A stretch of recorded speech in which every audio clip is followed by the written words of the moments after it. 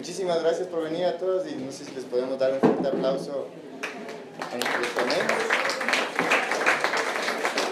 Y también antes de comenzar quería también presentarles a La Suerte, la Sofi que está ahí atrás, una activista hermosa que está haciendo todo este mural, también reivindicando derechos.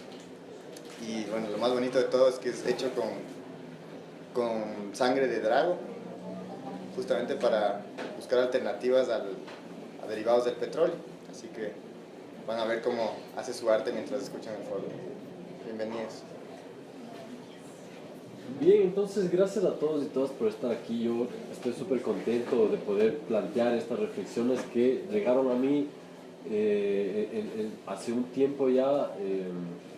Les cuento un poco, comienzo a ponerme los lentes violeta con una clase que tomo con María Amelia Viteri, seguros algunos de ustedes la conocen, y así es cuando comienzo a entender primero teóricamente el tema del género, teoría queer y eso, y ahí ya era vegano en ese entonces y comienzo a encontrar ciertas similitudes frente a la opresión que viven los animales y la opresión que se me describía en esta clase de la universidad.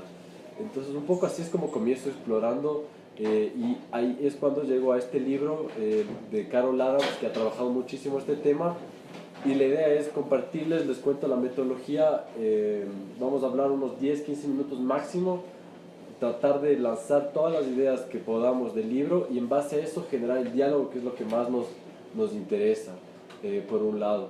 Por otro lado, queríamos comentarles, Antonella Calle también participó en todo este sueño, pero se encuentra enferma ahora y no pudo venir y va a ser una de las ponentes, pero esperemos que en próximas ocasiones podamos también escuchar las reflexiones súper nutridas de ella. Entonces, sin ánimo de extenderme más, voy a hablar yo de 3 cosas fundamentales y es el vínculo que encuentra Carol Adams. Por cierto, Carol Adams es cofundadora de una organización bien interesante de Estados Unidos, se llama Feministas por los Derechos de los Animales, y trabaja interseccionalmente este tema.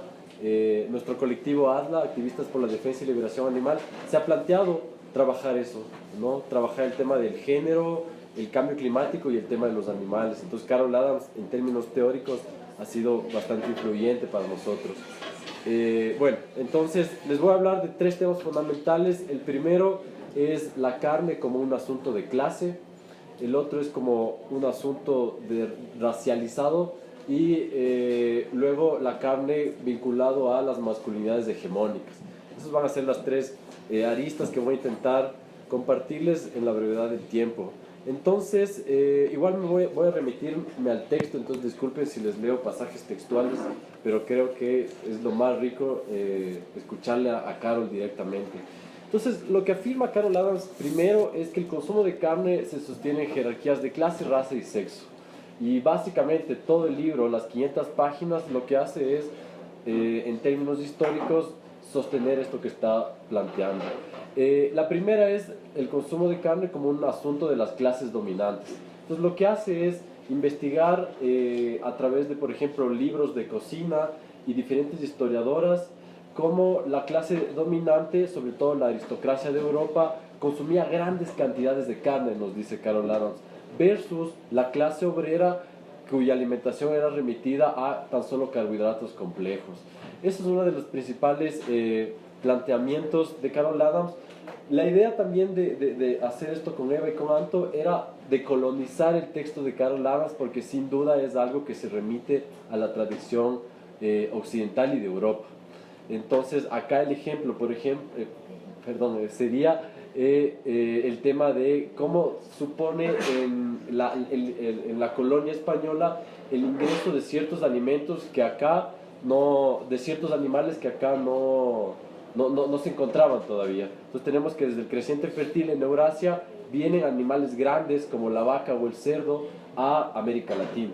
Luego, respecto a la distinción de clase, respecto al consumo de carne, tenemos que los españoles consumían los alimentos de estos animales, la carne de estos animales, y a los indios les dejaban los restos de los animales, como las vísceras, las patas,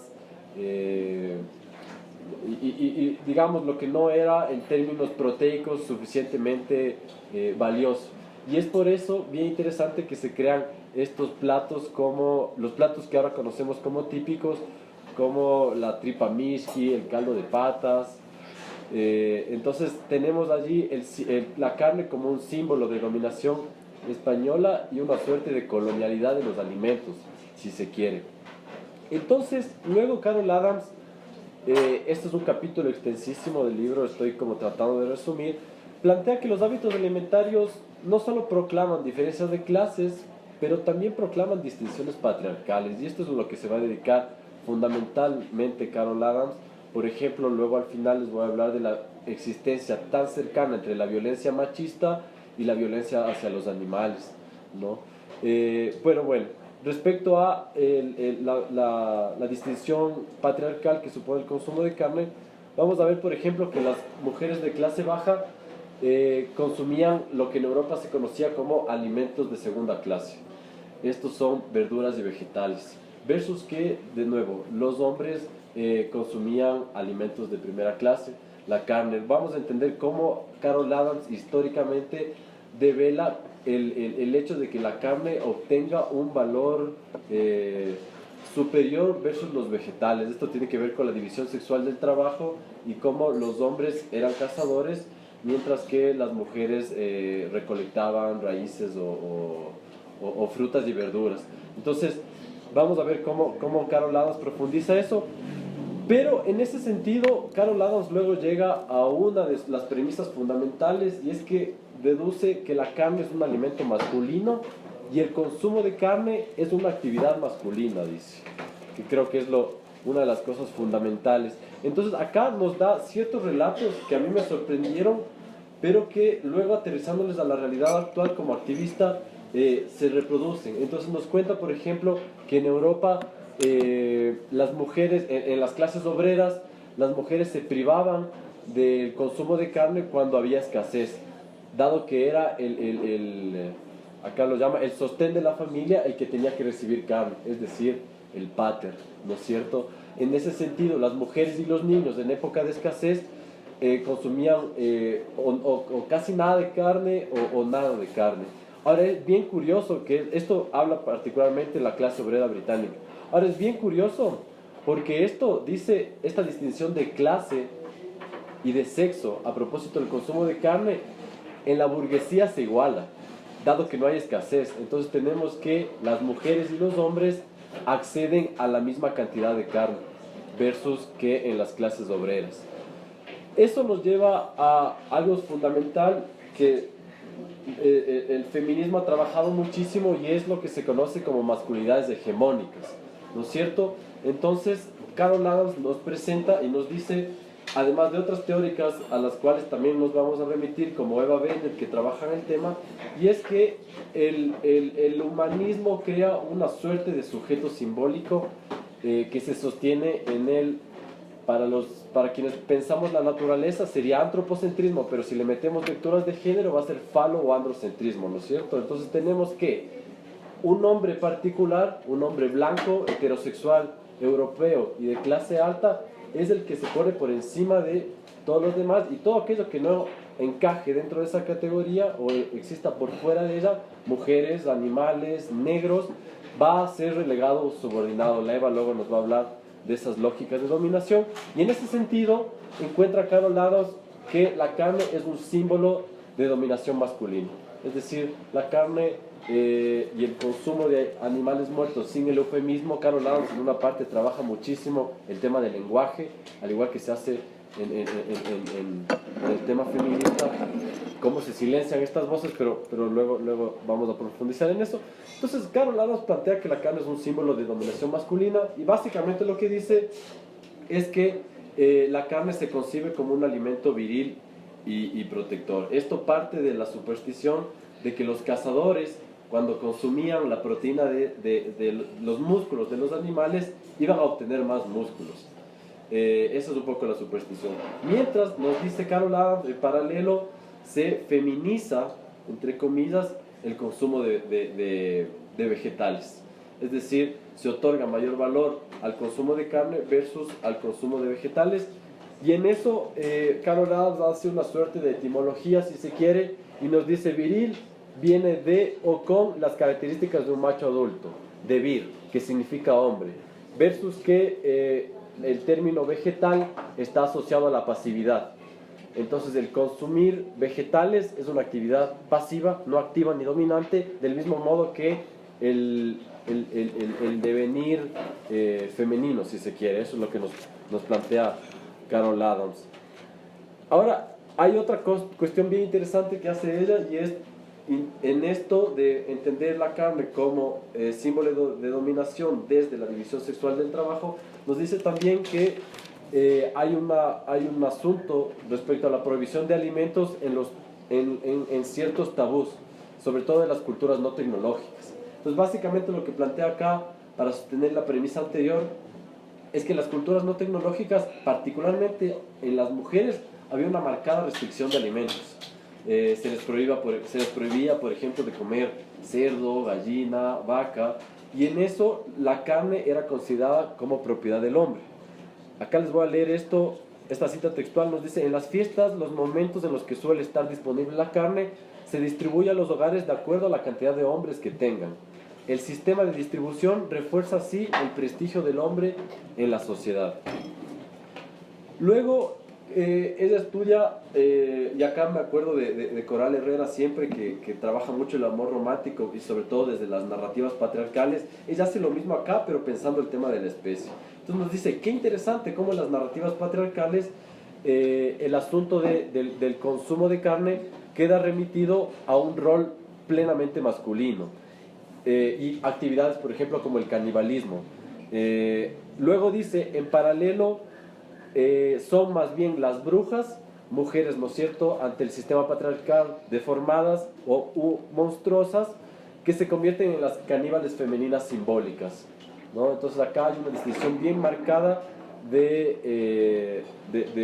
se quiere, del sexo o del sexo y el género, sexo genérica. Bueno, y para finalizar mi parte respecto al asunto de clase, de raza, perdón, Carol Adams nos dice: la carne es un alimento de las clases dominantes y particularmente de raza blanca. Entonces acá nos cuenta cómo en época de escasez, por ejemplo en la esclavitud en Estados Unidos, los esclavos, y les voy a leer textualmente la cantidad de carne que comían, los hombres negros esclavos recibían menos de un cuarto de kilo de carne al día, mientras que las mujeres negras esclavas a menudo recibían poco más de un cuarto de libra al día. Vemos que en época de escasez se marca la cuestión de la raza, y además, como entendimos hace un tiempo ya desde la interseccionalidad, también se cruza clase. Entonces tenemos que ser mujer negra, esclava, y además ser pobre, va a suponer, por ejemplo, una suerte de jerarquía proteica, si se quiere. Todas estas características ante la sociedad patriarcal va a implicar que en esa condición de subalterno voy a recibir menos carne frente a los privilegios masculinos, blancos, europeos y burgueses. Entonces, acá les leo: la matanza hacia los animales respecto al asunto racial. En ese comportamiento, ¿no es cierto?, de los humanos hacia los demás animales, todos diríamos, quienes develan esto lo categorían como un asunto nazi, si se quiere. Entonces, la suficiencia con la que el hombre trata a otras especies, como le apeteciese, ejemplificaba las teorías racistas más extremas. El principio de la fuerza es el derecho.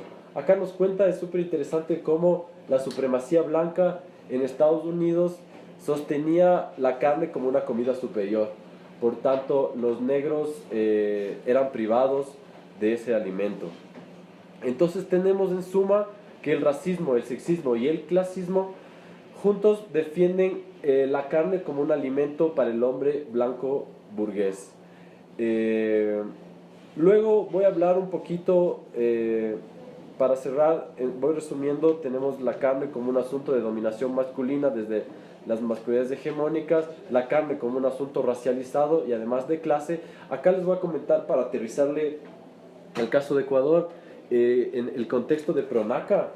Tenemos, por ejemplo, y un compañero de acción ecológica, Javier León, tiene esta tesis, les invito a que lean, se llama el impacto de las industrias avícolas y porcícolas en Santo Domingo. Entonces es bien interesante si nos ponemos a pensar que los mataderos, por ejemplo, se localicen en las zonas rurales o periurbanas, ¿no es cierto? No están en la ciudad. Otra cosa que además es interesante es que las comunidades afectadas por ejemplo, las actividades ganaderas sean comunidades empobrecidas por el capital, usualmente campesinos a los cuales incluso en términos industriales se les prohíbe, por ejemplo en el caso de Santo Domingo, de criar sus propios animales, ¿no? Entonces, un poco para aterrizarle al caso de acá. Bueno, acá un poco se explica el tema, y quiero cerrar con esto y un poco de estadísticas respecto a la similitud que encuentra Carol Adams entre la violencia machista y la violencia hacia los animales, y es algo que acuña y que luego lo vamos a profundizar quizás en el debate. Esto iba a comentarles, perdón, la alto, espero que en futuras ocasiones ya les pueda explicar de mejor manera, pero es algo que acuña y es el tema del referente ausente. Carol Adams trabaja muchísimo el tema del lenguaje, entendiendo el lenguaje como una institución que lo que hace es reforzar imaginarios. Entonces, el referente ausente básicamente supone el renombramiento de otros cuerpos. Esto se explica de la siguiente forma. Acá dice, en el consumo de carne, los animales están literalmente ausentes, es decir, están muertos, ¿no es cierto?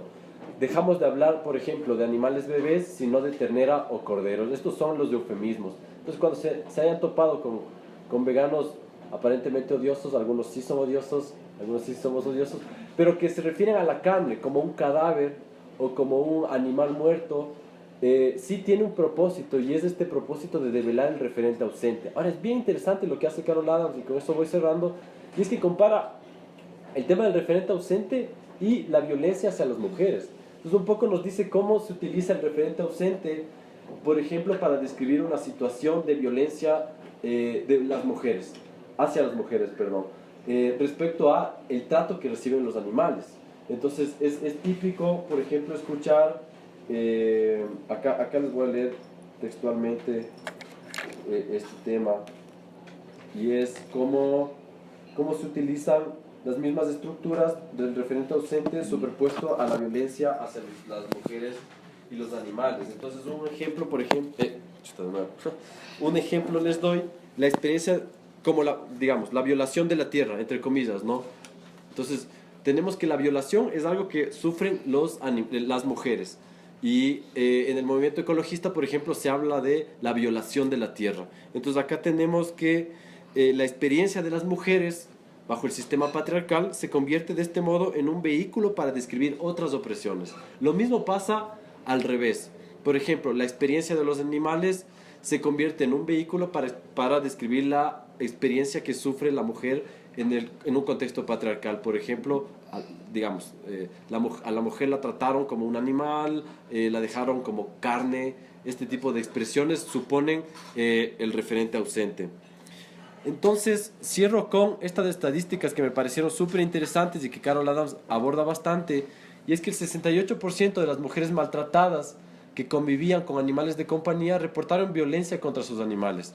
El 87% de estos incidentes sucedió en presencia de la mujer para controlarla, y el 75% en presencia de niños. Y cierro con esta frase de Eva Bennett respecto a la violencia machista y a los femicidios, que luego nuestra compañera Nicole nos va a hablar de un triste caso muy cercano a ella y al movimiento. Eva Bennett nos dice: el heteropatriarcado, el racismo y el especismo se complementan. La violencia se presenta como situación excepcional, como una locura y no como la consecuencia de todo un sistema opresor, como una lógica de dominación, como una estructura de poder que se sostiene en el capitalismo, y que luego la Eva nos va a hablar a profundidad desde el ecofeminismo. Y nos dice: por eso, en muchas ocasiones, la violencia machista se justifica como un crimen pasional, una consecuencia del alcohol o incluso una verdadera demostración de amor. Nos dice acá: del mismo modo, también se despacharon como episódicas las denuncias de sadismo en las diferentes granjas que ha denunciado el movimiento por la liberación de los animales, ¿no? Entonces tenemos como un sistema, se articula desde las distintas formas de ejercer violencia hacia el otro, hacia el subalterno, pero además vemos que se complementan, que es lo más grave. Y es por eso que el propósito de este encuentro y es pensar cómo podemos resistir desde los diferentes sectores subalternos. Entonces yo cerraría con eso. Luego, si quieren profundizar, la idea sería expandir estas ideas que espero haberles podido transmitir lo más claro posible, y doy con eso entrada a Eva. Entonces, muchas gracias. Bueno, hola, yo soy Eva y soy parte de un colectivo que se llama Miradas Críticas del Territorio desde el Feminismo. Y desde ese colectivo venimos pensando desde hace tiempo, desde una óptica ecofeminista, si se quiere, en poder profundizar un poco sobre el tema del especismo, ¿no? Porque creemos que el marco del ecofeminismo sí es un marco bien interesante, ahora les contaré, para pensarnos desde ahí. Pero quiero contarles también que este espacio de encuentro que se ha gestado también es parte de un espacio más amplio, que es un reencuentro feminista, en el que estamos algunas de nosotras desde distintos espacios y colectivos, ¿no? Aquí están las compas de La Flor del Guanto, que también han sido parte impulsora de este espacio de encuentro, y que en este espacio de reencuentro estábamos pensando... ¿No se oye bien? Ya, el micro creo que no hay pila. En el reencuentro se estaba pensando en la posibilidad de abordar algunos nodos, digamos, críticos, o algunos debates, digamos, que eran necesarios específicamente dentro del movimiento feminista, que yo este debate lo incluyo, digamos, dentro de ese movimiento feminista, ¿no? Entonces, bueno, por contarles que este espacio de encuentro va a ser parte también de las discusiones que estamos teniendo en este reencuentro feminista, y que también va a ser parte, esperemos, de los artículos que saldrán en la revista La Flor del Guanto, y las artes también, ¿no? Gracias a la Sofi por este mural tan hermoso que vincula esas luchas en las que creemos, ¿no? Entonces, bueno, tal vez por contarles, yo quiero soltar algunas ideas, ¿no? Porque a mí este tema me ha parecido apasionante. Yo estoy apasionada y creo que desde el feminismo tenemos mucho que pensar, ¿no? A este nivel. Entonces yo les voy a soltar tal vez así como un poco a lo loco muchas ideas, pero yo voy a hablar sobre todo del sistema de dominación y de esa lógica de dominación que subyace en las distintas luchas, ¿no? Entonces, por iniciar contándoles que yo creo que en los distintos tipos de discriminación que vivimos seres humanos sin humanos, subyace una lógica muy similar, ¿no? Es una lógica de dominación que además tiene como objetivo, claro, restringir el número de seres humanos privilegiados, ¿no? Y hacerlo de alguna manera legitimando esa opresión en base a la subordinación, en base a la explotación de otros seres, ¿no? La lucha feminista, las luchas por la diversidad sexual, las luchas animalistas, las luchas en relación a la clase, las luchas contra la discriminación racial, para mí son hermanas, digamos, están intrínsecamente relacionadas, ¿no? Por mucho que haya habido episodios de incomprensión mutua. Y creo que tenemos muchas cosas en común, y eso es lo que yo quiero contarles esta tarde, ¿no? ¿Cuáles son todas esas cosas en común que tenemos? Para mí, todas implican una toma de conciencia, sin ningún lugar a duda, ¿no? También han sido luchas que han visibilizado aquello que estaba invisible, que estaba relegado, ¿no? También han sido luchas que han denunciado los procesos de cosificación, de dominación y de violencia al que hemos estado sometidos esos sujetos subalternos, ¿no? Y además han conceptualizado para politizar, ¿no? Y para empezar a cuestionar lo normal, por ejemplo, ¿no? Lo normal es ser heterosexual, lo normal es utilizar pieles para vestirnos, ¿no? También han cuestionado lo natural, ¿sí? Lo natural es pues, que las mujeres seamos más sensibles y los hombres más fuertes. Lo natural es que utilicemos a los animales a nuestra apetencia, ¿no?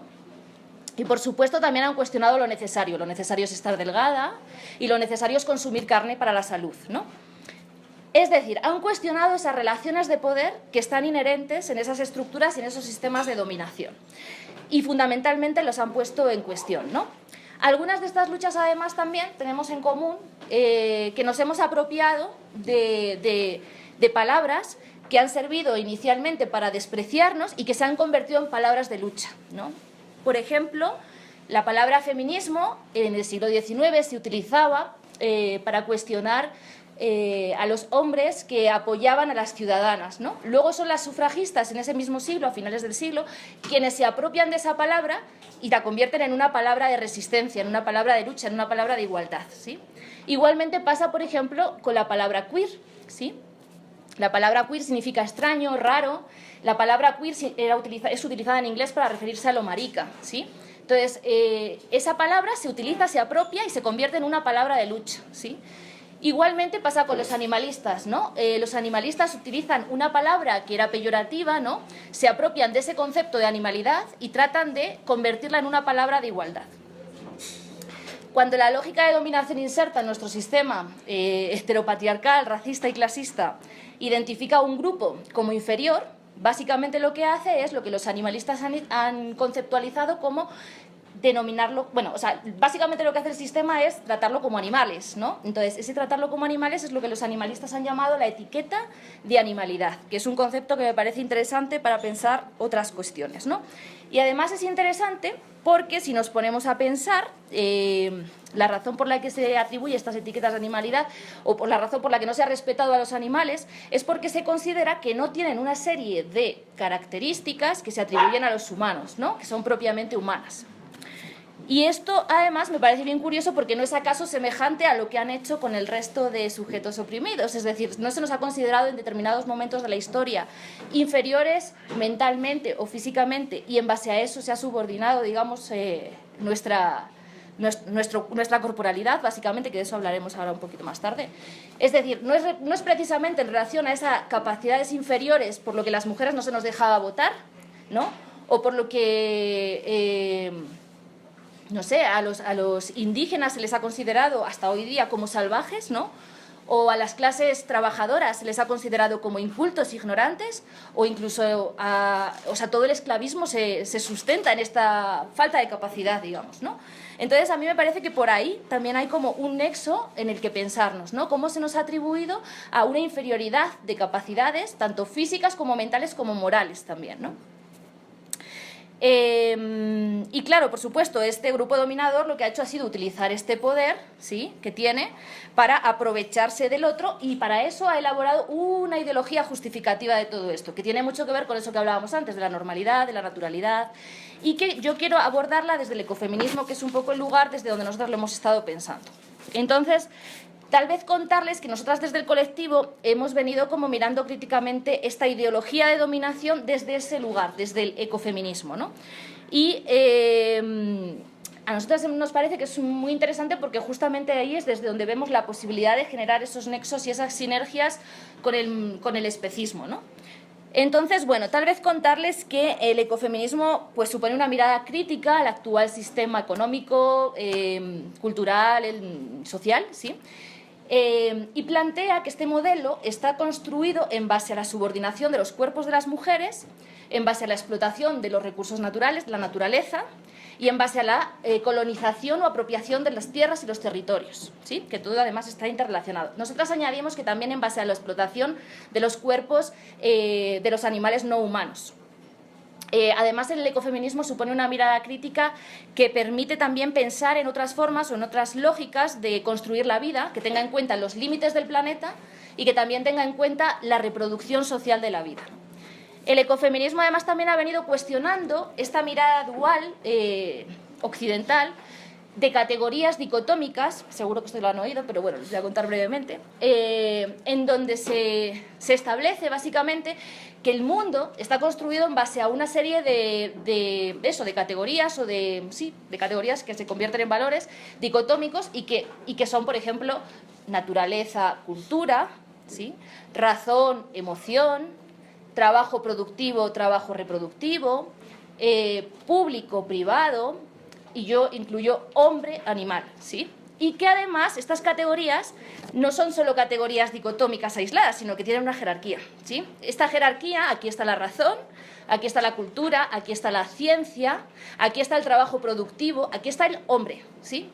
Y lo otro, que está abajo y que no tiene tanto valor, es lo femenino, ¿sí? Es la emoción, es el trabajo reproductivo, son los saberes ancestrales, es lo privado, ¿no? Entonces, en base a todo esto, a este par de categorías dicotómicas que no solamente están jerarquizadas, sino que una invisibiliza a otra, es que está construido también de alguna manera este mundo, ¿no?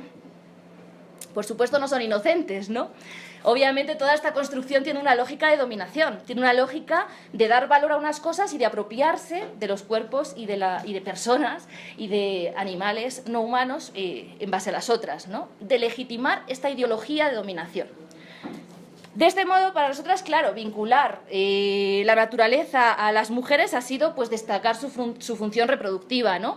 Y por tanto, alejarlas de la razón, alejarnos de la razón, alejarnos de la cultura, alejarnos de la ciencia y vincularnos a lo animal, ¿no? Vincularlos a la emoción, a esas capacidades que por supuesto están denostadas porque son capacidades consideradas más vinculadas a lo natural, digamos, a la naturaleza. Ayer hablaba, por ejemplo, no ayer, pero el otro día hablaba con Pedro de que cuando él cuenta a la gente que él es vegano, la gente le dice, ay, pero es que a ti lo que te pasa es que eres muy emocional, tú te riges mucho por las emociones, ¿no? Y claro, obviamente, ¿no? O sea, eso lo hacen porque en realidad no tiene valor lo que él está planteando, porque es una cuestión atribuida a lo femenino, ¿sí? Es una cuestión que eso también incluye el tema de masculinidades, ¿no? Me parece que por ahí también hay nexos. Pero sobre todo eso, cómo se nos atribuye a cuestiones que tienen menos valor que la razón, ¿no? Y eso es lo que pasa cuando a ti te dicen que es que tú eres muy emocional y te dejas llevar por tus emociones, ¿no? Luego hay una cosa que me parece bien importante, que es que esta lógica de dominación supone la apropiación de cuerpos por supuesto ajenos. Y aquí esto se vincula con una categoría muy interesante que yo creo que venimos pensando las feministas desde hace tiempo, que es la categoría cuerpo, ¿sí? Nosotras desde el ecofeminismo venimos pensando desde hace tiempo en la categoría cuerpo-territorio, pero la categoría cuerpo nos sirve para... O sea, la categoría cuerpo para mí se profundiza y se amplifica precisamente pensando en el tema especista, ¿sí? Entonces, tal vez contarles que, claro, que los sistemas hegemónicos son androcéntricos, como nos contaba Juanjo, y, por supuesto, el sujeto privilegiado ahí es el hombre cis, blanco, heterosexual, con capacidades, por supuesto, sano, física y mentalmente, claro. Y todo lo que se sale de esa lógica, digamos, es... bueno, y eso es lo que es puesto en el centro, ¿no? Lo que es puesto como la clave, el foco... Y lo que es lo valorado y lo valioso, ¿sí? Y todo lo que se sale de eso son corporalidades que están en los márgenes y que son corporalidades que no interesan, ¿no? Y por hablar de esas otras muchas corporalidades, pues están muchos cuerpos, ¿no? Están los cuerpos boyeros, están los cuerpos trans, están los cuerpos afro, están los cuerpos indígenas, están los cuerpos gordos, están los cuerpos prostituidos, están los cuerpos no blancos, básicamente, ¿no? Y claro, por supuesto, esos cuerpos estamos atravesadas por distintos sistemas de opresión y a su vez reproducimos la opresión en otros cuerpos, ¿no? Nosotras pues tenemos bueno, yo en concreto, además del privilegio de la especie, tengo otros muchos privilegios por el lugar de donde vengo y por quién soy, ¿no? Les quiero hablar brevemente también del lenguaje, ¿no? De esto que comentaba Juanjo, porque me parece que también hay sinergias por ahí. Y es que yo creo que las estrategias que utiliza el sistema heteropatriarcal también, digamos, se reproducen en el sistema especista. Y esto equivale a lo que nosotras, las feministas, hemos dicho, que lo que no se nombra no existe, ¿no? Y esto es otro talón de Aquiles para el feminismo, que es el tema del lenguaje. Todo proceso de cosificación de los cuerpos, para mí, inicia desde el lenguaje, ¿no? Y el lenguaje, por supuesto, es una poderosa y potente herramienta, obviamente, para la ideología, digamos, ¿no? Para establecer ideología. El otro día veía un video de una autora que él cuenta, que se llama Eva Bennett, ¿no? Y era un video en donde había una serie de activistas que estaban manifestándose a las afueras de una plaza de toros, ¿no? Y entonces ella cuenta... Dice, todas las personas que se han manifestado frente a una plaza de toros lo saben. A las mujeres se nos ha llamado putas, se nos ha mandado a fregar, se nos ha mandado a coser, nos han llamado abortistas y lo que le dijeron a una compañera, por ejemplo, que es tú lo que necesitas es que un hombre te dé una buena paliza. Para los hombres queda el maricón.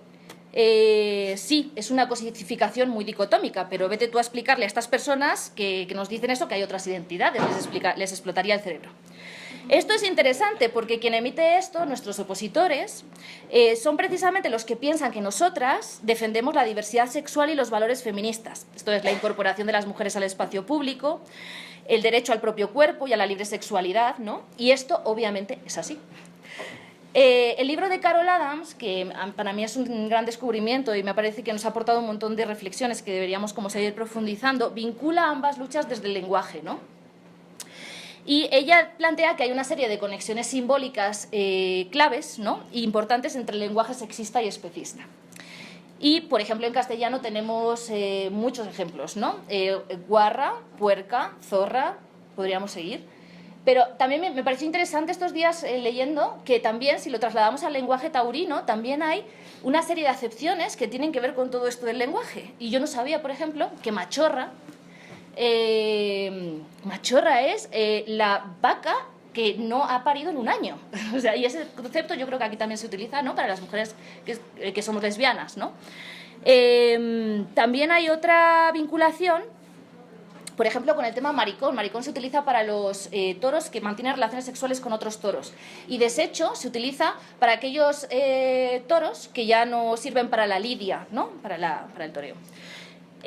Aquí hay una cosa que me parece muy interesante, y es que, por supuesto, que con el lenguaje quitamos valor y legitimamos básicamente el desprecio, ¿no?, al otro o a los otros seres. Aquí hay una cosa muy interesante que dice una ecofeminista que es de mi ciudad, allá donde vengo, de Valladolid, que se llama Alicia Puleo, y que ella dice que el lenguaje taurino es casi un lenguaje de seducción, ¿no? Y entonces ella plantea que el torero, claro, ama al toro. Y además la razón gana la fuerza y la mente y la inteligencia también gana al cuerpo, ¿no? Y como toda explotación, por supuesto, se habla de amor, de biología y de tradición, que esto es una cosa que me parece bien interesante que rescatar también para contarles, ¿no? Porque esto no solamente está ubicado en la explotación en el especismo y en la explotación animal, sino que se expande al sexismo y a la homofobia, ¿no? Por ejemplo, es por amor que nos matan, ¿sí? A las mujeres nos matan por amor, ¿sí? Los toreros, como decíamos, aman a los toros, los ganaderos aman a sus vacas. Y es por amor también que nos internan en clínicas de deshomosexualización. Es por amor, ¿sí? Entonces, bueno, esto que tiene que ver con el amor, que también contaba algo Juanjo ahora, también tiene que ver con la tradición y con la biología, ¿no? La biología es lo que decíamos antes, esto es lo natural, y la tradición es lo que se ha hecho toda la vida. Entonces, ¿qué venimos aquí a contar ya? Entonces, lo sorprendente de todo esto y de todas estas lógicas de violencia es que precisamente luego nos hacen ver que es como cosas aisladas, que no es una cosa del sistema. Esto es una cosa puntual de gente que bueno, pues no está muy bien, como decía Juanjo, ¿no?, que está loca, y que son eso lo que hay que corregir, pero el sistema está bien, ¿no?, el sistema no está mal. Y luego encima, además de todo esto, es a nosotras, a quienes defendemos que esto está siendo una situación de violencia y que hay una ideología de liberación, a quienes nos consideran como violentas, ¿no? Ahí nos llaman feminazis, ecoterroristas, etcétera, ¿no? Por acabar, solamente les quiero contar que estos días también, bueno, estos días, los 3 meses, he estado descubriendo algunos otros links que me parecen interesantes en relación al tema del feminismo y el especismo y el animalismo. Y es que, por ejemplo, cuando la primera vez que surge la palabra, que se empieza a utilizar la palabra liberación animal, es por un libro de Peter Singer, que es uno de los, bueno, aquí seguro sabe más que de esto que yo, es uno como de los padres del animalismo. Y entonces el libro surge ya como se llama así, Liberación Animal, y surge por los años 70, más o menos. Entonces él plantea que él utiliza esta palabra como un guiño a las luchas, bueno, es como un guiño, como por empatía, a las luchas feministas que se llevaban entonces por las luchas de la liberación de la mujer en los años 70, ¿no? También yo creo que otra cosa interesante para reflexionar, y ahí lo lanzo para que luego lo podamos hablar ahora, es que todas estas luchas, ¿no?, la lucha de clase, la lucha por las diversidades sexuales, la lucha feminista y animalista, la lucha por la discriminación racial, todas las luchas, lo que pretendemos es quitarnos la etiqueta de animalidad. O sea, lo que cuestionamos es esa etiqueta de animalidad, ¿no? Entonces me parece que esa es otra de las cosas contra las que luchamos, contra esa etiqueta de animalidad.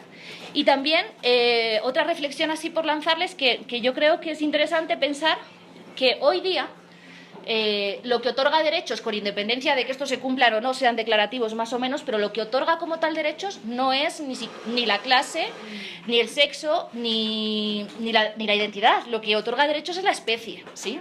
Y eso me parece también algo como para pensar, digamos. Queremos un mundo donde la diferencia no signifique la dominación, ¿no? Y queremos un mundo también, bueno, yo creo que desde el feminismo tenemos mucho que decir a eso, porque nos hemos metido en todas, y yo creo que desde ahí es el lugar también desde donde pensarnos, ¿no?, las feministas, desde ese sitio.